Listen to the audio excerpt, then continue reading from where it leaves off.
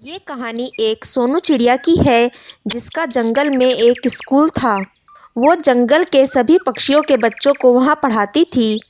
उसी जंगल में काली कोयल थी जिसका एक पुत्र डमरू कोयल था। काली कोयल अपने पुत्र डमरू को सोनू के स्कूल में ले आती है। चिड़िया बहन, ये मेरा पुत्र डमरू है। मैं इसको आपके स्कूल में दाखिला दिलाने के लिए लाई हूँ। क्या तुम मेरे पुत्र को अपने स्कूल में शिक्षा दोगी? हाँ कोयल बहन, मेरे स्कूल में सभी जंगल के पक्षियों के बच्चे पढ़ते हैं। मैं आपके पुत्र को भी शिक्षा दूंगी। चिड़िया बहन, ये मेरी इकलौती संतान है। आप इसका अच्छे से ख्याल रखना। इसे ज्यादा स्कूल के बाहर मत जाने देना। आप तो जानती हो ना, हमारे जंगल में कैसे कैसे राक्षस पक्षी हैं। आए दिन वो राक्षस पक्षी मासूम बच्चों को उठाकर ले जाते हैं और उनके साथ बुरा व्यवहार करते हैं।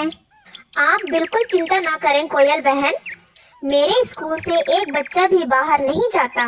मैं सभी बच्चों का अच्छे से ख्याल रखती हूँ और उन्हें काफी अच्छे तरीके से भी पढ़ाती हूँ। अच्छा डमरू पुत्र, अब तुम स्कूल में बैठकर शिक्षा लो और मैं अपने घोंसले में जाती हूँ और स्कूल खत्म होने के बाद तुम सीधे घर ही आना। अन्य पक्षियों के साथ तुम घूमने न मत जाना। नहीं माँ, आप चिंता मत कीजिए। स्कूल खत्म होने के बाद मैं सीधे अपने घोंसले में ही आ जाऊंगा। काली कोयल उड़कर अपने घोंसले में चली जाती है। कई दिन यूं ही बीत जाते हैं। सोनू चिड़िया सभी पक्षी के बच्चों को अच्छी अच्छी शिक्षा देती है और अच्छे तरीके से भी पढ़ाती है। एक दिन काली कोयल का पुत्र स्कूल खत्म होने के बाद अपने मित्र अन्य पक्षियों के साथ जंगल की ओर घूमने चला जाता है। अरे कौवे भाई, बहुत समय हो गया है, अब मुझे घर चलना चाहिए। घर पर मेरी माँ मेरी राह देख रही होगी। मैं हमेशा स्कूल खत्म होने के बाद सीधे घोंसले में जाता हूँ, पर आज कितनी देर हो गई है। माँ बहुत परेशान हो रही होंगी ना। अरे क्या डमरू, तुम भी, अब तुम बच्चे नहीं रहे, तुम अब बड़े हो गए हो और वैसे भी हम सब है ना तुम्हारे साथ। हम तुम्हें घर छोड़ आएंगे।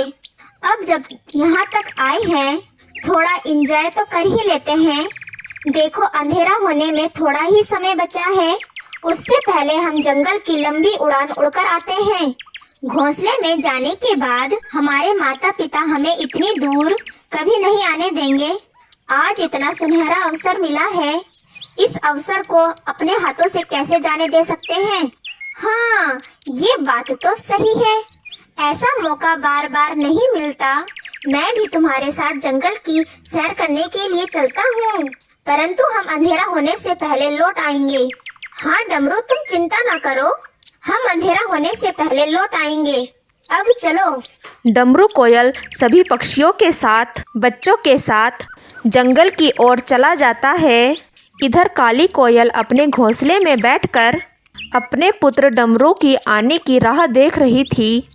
अरे आज तो काफी समय हो गया, पर अभी तक डमरू घर लौटकर नहीं आया। आज तक तो इतना समय कभी नहीं हुआ डमरू को, पर आज इतना समय क्यों लग रहा है। चलो अब मैं ही डमरू के स्कूल जाकर देख कर आती हूँ। काली कोयल उड़ते हुए सोनू चिड़िया के स्कूल में जाती है। वो जैसे ही वहाँ पहुँचती है, अरे ये क्या, स्कूल तो बंद है। डमरू फिर कहाँ चला गया? लगता है सोनू चिड़िया के घोंसले में गया होगा। चलो अब मैं सोनू चिड़िया के घोंसले में जाकर ही देखती हूँ। काली कोयल उड़ते हुए सोनू चिड़िया के घोंसले में जाती है। अरे क्या हुआ कोयल बहन, इतनी रात गए आप मेरे घोंसले में? सब कुशल मंगल? चिड़िया बहन, क्या मेरा पुत्र डमरू आपके घोंसले में आया था? स्कूल खत्म हुए तो काफी समय हो गया है, परंतु मेरा पुत्र डमरू अभी तक अपने घोंसले में नहीं आया। मुझे लगा शायद वो आपके घोंसले में आपके साथ ही आया होगा। नहीं कोयल बहन, आपका पुत्र मेरे साथ मेरे घोंसले में तो नहीं आया। स्कूल खत्म होने के बाद ही वो तुरंत स्कूल से चला गया था। मेरा पुत्र डमरू तो अभी तक घर लौटकर ही नहीं आया। अब तो रात भी काफी हो चुकी है, पता नहीं वो कहाँ चला गया। तभी जंगल के सारे पक्षी सोनू चिड़िया के घोंसले के पास आते हैं और अपने अपने बच्चों के बारे में पूछते हैं, पर सोनू सभी को वही जवाब देती है जो काली कोयल को दिया था। सभी पक्षी ये बात सुनकर हक्का बक्का हो जाते हैं। अरे कौवे भाई, अब तो काफी समय हो चुका है। अब हम सभी को अपने अपने घर लौट जाना चाहिए। हाँ डमरू, तुम सही कहते हो। वैसे भी रात काफी हो चुकी है। अब हमें अपने अपने घर लौट जाना चाहिए, वरना हमारे माता पिता हम पर बहुत गुस्सा करेंगे।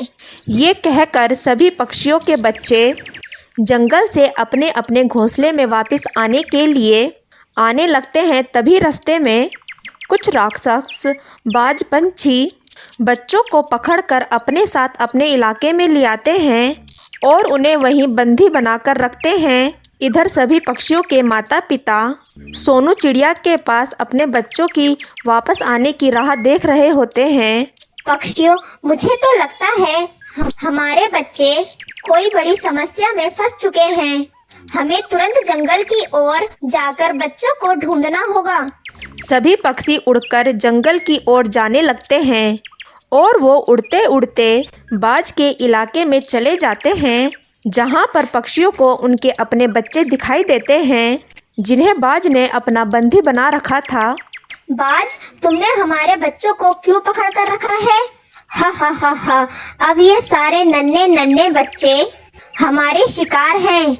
हम इन्हें मार कर अपना भोजन बनाएंगे। साथियों, हमें अपने बच्चों को इन बाजों से बचाना ही होगा। चलो हम सब मिलकर इन बाजों की धज्जियां उड़ाते हैं।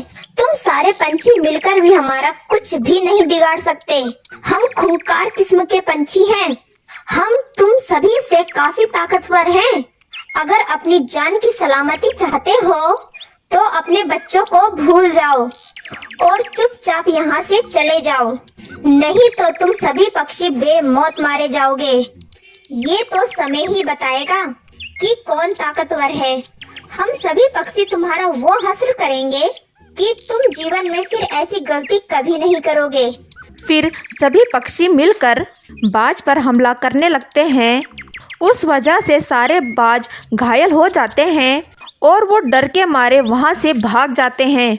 जंगल के सारे पक्षी अपने अपने बच्चों को पिंजरे से निकालते हैं और अपने अपने घोंसले में लेकर चले जाते हैं। इसी तरह सभी पक्षियों ने अपने बच्चों को उस बाज से बचा लिया और फिर से सोनू चिड़िया जंगल के सभी पक्षी के बच्चों को शिक्षा के साथ साथ जंगल में रहने की सावधानी भी बताने लगी, जिसके बाद कोई भी पक्षी का बच्चा स्कूल खत्म होने के बाद जंगल में नहीं जाता था।